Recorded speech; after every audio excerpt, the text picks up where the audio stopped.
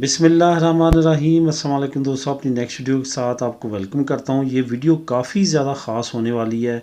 इस वीडियो में इंशाल्लाह ताला मैं कोशिश करूँगा कि तमाम टॉपिक्स को कवर करूँ और इस वीडियो में तमाम वो टॉपिक्स, तमाम जो वो क्वेश्चन जो आप कमेंट भी मुझे करते हैं और आपके जहन में होते हैं बच्चों से रिलेटेड, जो बच्चा यहाँ पे स्पेन में पैदा होता है, पैदा होने से लेके उसकी नेशनलिटी तक जो आपको पेपर वर्क करना पड़ता है, उसके बारे में मैं वीडियो बनाऊँगा। ये आपके सामने मैं दो पासपोर्ट शो करवा रहा हूँ। ये दोनों आज से 2-3 दिन पहले रिसीव किए गए हैं। ये दोनों मेरे बेटों के पासपोर्ट हैं, जो जिनको यहाँ पे जो पैदा हुए थे, और दोनों को अभी रिसेंटली आज से 2-3 दिन पहले ये तमाम प्रोसेस कंप्लीट किया गया है इनकी देने। और ये पासपोर्ट हमने इशू करवाए हैं पुलिसिया नेशनल से, क्योंकि उनकी अब तमाम प्रोसेस कंप्लीट हो चुका था। तो इस पे वन बाय वन जय किस तरह से तमाम प्रोसेस किया, उस पर इंशाल्लाह ताला इस वीडियो को कवर करूँगा। सबसे पहले तो आपको ये बताता चलूँ कि जब बच्चा पैदा होता है उसका जो आपको मालूम है कि हॉस्पिटल वाले आपको डॉक्यूमेंट देते हैं। उसके बाद जब हम उसकी पदरोना में तो करवाते हैं, रजिस्टर सिविल में उसका अंदराज करवाते हैं, उसका बर्थ सर्टिफिकेट इशू करवाते हैं। ये तमाम प्रोसेस जो है मैं मुख्तलिफ वीडियो में बार बार आप लोगों को बता चुका हूँ, और वैसे भी काफ़ी ज़्यादा ईजी है, इसमें मज़ीद बात करने की ज़रूरत नहीं है। बात हम शुरू करते हैं नेशनलिटी अप्लाई करने से। जब हम नेशनलिटी अप्लाई करते हैं उस वक्त तक बच्चे का, क्योंकि स्पेन का कानून है कि जब आपका बच्चा यहाँ पे 1 साल लीगल रेजिडेंसी जो इशू हुए 1 साल गुजर जाता है, तो उसके बाद आप नेशनलिटी अप्लाई कर सकते हैं। अब होता क्या है कि हमने 1 साल जब हमारे बच्चे की रेजिडेंसी यहाँ पे लीगल टाइम गुजर जाता है, तो हमने उस वक्त उसकी नेशनलिटी अप्लाई करनी होती है। तो उसके लिए हमें मुख्तलिफ डॉक्यूमेंट्स की ज़रूरत होती है। सबसे पहले जो सबसे ज़्यादा अहमियत का हामिल है वो है उसका बर्थ सर्टिफिकेट। जब वो पैदा हुआ था तो मुतलका रजिस्टर सिविल ने जो बर्थ सर्टिफिकेट इशू किया था, उसकी आपको ज़रूरत है, वो आपने नेशनलिटी अप्लाई करते हुए लगाना है। यहाँ पे अच्छी गुड न्यूज़ ये है कि पहले हमें रजिस्टर सिविल में नेशनलिटी अप्लाई करने से पहले जो हर रजिस्टर सिविल में एक अदालत होती है, जिसको लोकल अदालत भी बोलते हैं, अपने अल्फाज में खुशगादो, जो अजंता मिंतो की होती है वो भी बोलते हैं। वहाँ से एक सर्टिफिकेट इशू करवाना पड़ता था, जिसको 3 से 4 महीने लग जाते थे। जिन रजिस्टर सिविल में ज़्यादा रश है वहाँ पे 6-6 महीने भी लग जाते थे। वो इशू करवाने के बाद फिर आप जो यहाँ पे बच्चा बाई बर्थ पैदा हुआ, फिर आप जमा करवा सकते थे नेशनलिटी। उसको भी ख़त्म कर दिया गया 2021 में। जैसे लिबरो फैमिलियाँ ख़त्म की गई है, ऐसे ही उसको भी ख़त्म कर दिया गया है। ये एक बड़ी आसानी मिली है, जिसके बाद अब उसको बनवाने के बगैर ही आप नेशनलिटी अप्लाई कर सकते हैं। बर्थ सर्टिफिकेट 1 साल मुकम्मल हो चुका है। रेजिडेंसी कार्ड वैलिड होना चाहिए जब आपने बच्चे की नेशनलिटी अप्लाई करनी है। वालदैन के कार्ड्स जो हैं वो वैलिड होने चाहिए जब आपने बच्चे की नेशनलिटी अप्लाई करनी है। और वालदैन का मैरिज सर्टिफिकेट जो है वो अटेस्टेड होना चाहिए और ट्रांसलेट होना ज़रूरी है, और वो भी चाहिए जब आपने नेशनलिटी जो है बच्चे की अप्लाई करनी है। आपने ऑनलाइन अप्लाई कर देनी है, और ऑनलाइन ही सिस्टम सबसे इस वक्त फ़ास्ट है।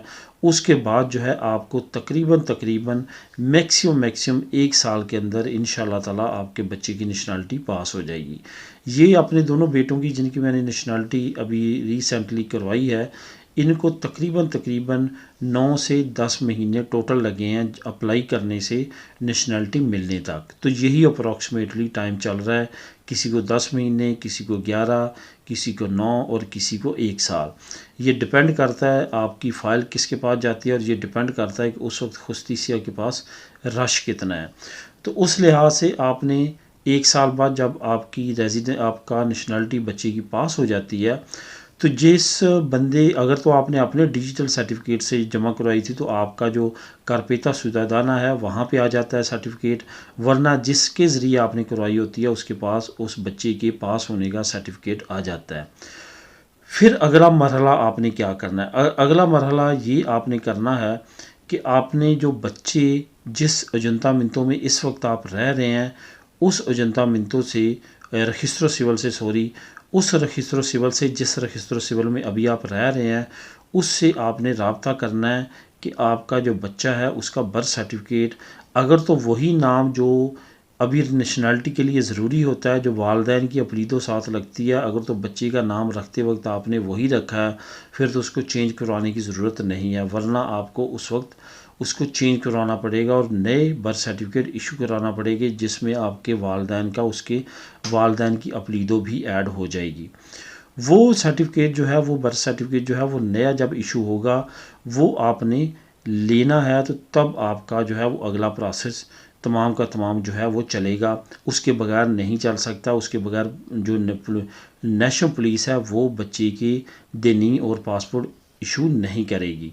यहाँ पे आपको ये भी बताता चलूँ कि अगर फॉर एग्ज़ाम्पल पहले आप किसी और जगह पे रहते थे, बच्चा उस जगह पे पैदा हुआ था, अब आप जगह चेंज कर चुके हैं, तो जो बच्चे का सर्टिफिकेट है, बर्थ सर्टिफिकेट, वो आपसे ले के उस रजिस्टर सिविल में भेजा जाएगा जहाँ पे वो बच्चे का अंदराज हुआ था जब वो पैदा हुआ था।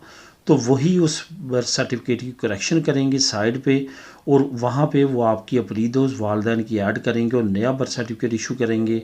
उस नए बर्थ सर्टिफिकेट पे आपके बच्चे को पासपोर्ट और दिनी इशू की जाएगी। तो जब आपने ये करना है उसके बाद आपने नेशनल पुलिस का सीता लेना है। कुछ जगहों पे सीता चलता है, कुछ जगहों पे सीता नहीं चलता। तो वो सीता लेने के बाद जब आप नेशनल पुलिस के पास जाएंगे तो वो वहाँ पे आपको दिनी और पासपोर्ट बना देंगे। यहाँ पे एक बात और भी आपको बताता चलूँ कि वो फैमिलीज जिनके पास तरखेता नमरोसा है, 3 बच्चे हैं जिनके, उनके लिए कोई किसी तरह की फ़ीस नहीं है, ना ही दिनी की फ़ीस है और ना ही पासपोर्ट की है। दिनी की फ़ीस जो है वो 12 यूरो है और पासपोर्ट की 30 यूरो है, यानी कि 42 यूरो आप बचा सकते हैं। अगर आपके पास तरखेता नमरोसा है वो आपको ओरिजिनल ले जाना पड़ेगा और वहाँ पे आप ये अप्लाई करेंगे। यहाँ पे अब आपको और डॉक्यूमेंट बताता चलूँ जो आपने नेशनल पुलिस के पास लेके जाने हैं जब आपकी बच्चे को दिनी और पासपोर्ट मिलना है। वालिदैन के ओरिजिनल कार्ड्स आपके पास होने चाहिए। तरखेता नमरोसा अगर आप फ़ीस बचाना चाहते हैं वो ओरिजिनल आपके पास होने चाहिए। बच्चे का सर्टिफिकेट जिसमें चेंजिंग की गई है या जो पहले ही इशू था जिसमें ऑलरेडी आपकी अपलीदो वालिदैन की ऐड है वो आपने ओरिजिनल ले के जाना है, तभी आपका वहाँ पे जो होगा आपको दिनी और पासपोर्ट आपके बच्चे को मिलेगा। यहाँ पे ये भी बताता चलूँ कि कुछ जगह पे जो है वो सीता लेना पड़ता है, कुछ जगहों पे नहीं लेना पड़ता है। अगर जिन जगहों पे सीता लेना पड़ता है वहाँ पे आपने लाजमी तौर पे सीता लेके जाना, अदरवाइज़ आपको वहाँ पे वो काम नहीं करके देंगे, यानी कि आपका दिनी और पासपोर्ट नहीं बना के देंगे। यहाँ पे एक और चीज़ भी ऐड करता चलूँ जो हमारे साथ एक्सपीरियंस गुज़रा है। हमारे एक बच्चे का जो प्रोसेस था वो 2 दिन लेट रहा। उसकी वजह ये कि जब उन्होंने तमाम डाटा डाला और हमें कहा कि चेक करो, और मैं गलती से एक स्पेलिंग उसमें गलत था वालदा की अपलीदो का, तो मैं चेक नहीं सही तरह कर सका। मैंने उनको कहा कि ठीक है ओके कर दें, तो उन्होंने ओके कर दिया। तो लेकिन बाद में पता चला कि वहाँ पे एक स्पेलिंग मिस्टेक है। जब उनकी वो निशानदी करवाई गई तो उन्होंने कहा कि अब 24 घंटे तक इसमें कुछ नहीं हो सकता क्योंकि तमाम डाटा मैड्रिड जा चुका है, कल दोबारा आएँ।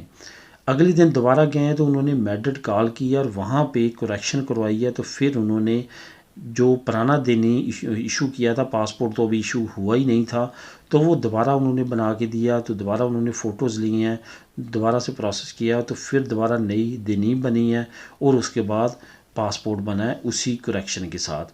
तो इन चीज़ों का भी आपने ख्याल रखना है। जो एक्सपीरियंस मेरे साथ गुज़रा है वो आप लोगों के साथ शेयर करने का मकसद यही है कि इन चीज़ों का आपने ख्याल रखना है। अच्छी तरह से तमाम जांच पड़ताल करने के बाद जो है उनको ओके करना है कि सब कुछ ओके है, तो फिर ही वो प्रोसेस आगे चलेगा और आपकी टाइम की और आपके पैसे की बचत रहेगी। यहाँ पे आपको ये भी बताता चलूँ कि जब तमाम प्रोसेस आपका कंप्लीट हो जाता है, इस एक चीज़ का आपने लाजमी ख्याल रखना कि जब भी अपनी होम कंट्री जाएं, अगर आपके मुल्क के साथ डबल नेशनलिटी का मुआहदा नहीं है तो अपने मुल्क में वीज़ा लगवा के जाएं। अगर आप वीज़ा ना लगवा के गए, अपने मुल्क के पासपोर्ट पे गए, तो वापसी पे आपको प्रॉब्लम होगी क्योंकि देनी जो है इस पे आप अपने पासपोर्ट पे ट्रैवल नहीं कर सकेंगे। अगर करेंगे भी अपने मुल्क के पासपोर्ट पे आप जा तो सकते हैं, लेकिन जब वापस आएंगे तो आपके लिए प्रॉब्लम हो सकती है क्योंकि आपके पासपोर्ट पे उन अपने मुल्क की स्टैंप्स नहीं होंगी। इस वजह से इस चीज़ को भी आपने लाजमी तौर पे जहन में रखना है। मैंने कोशिश की है इस वीडियो में तमाम नॉलेज आप लोगों को प्रोवाइड करने की। अगर इसमें फिर भी आप समझते हैं कि कोई ऐसा पॉइंट रह गया जो आप पूछना चाहते हैं या आपके ज़हन में क्वेश्चन है, तो आप इस वीडियो के नीचे कमेंट कर सकते हैं। मैं इंशाल्लाह ताला एज़ सून एज़ अर्ली उसका आंसर देने की कोशिश करूँगा। मिलेंगे नेक्स्ट वीडियो में नई इन्फॉर्मेशन, नई न्यूज़ के साथ। अल्लाह हाफिज़।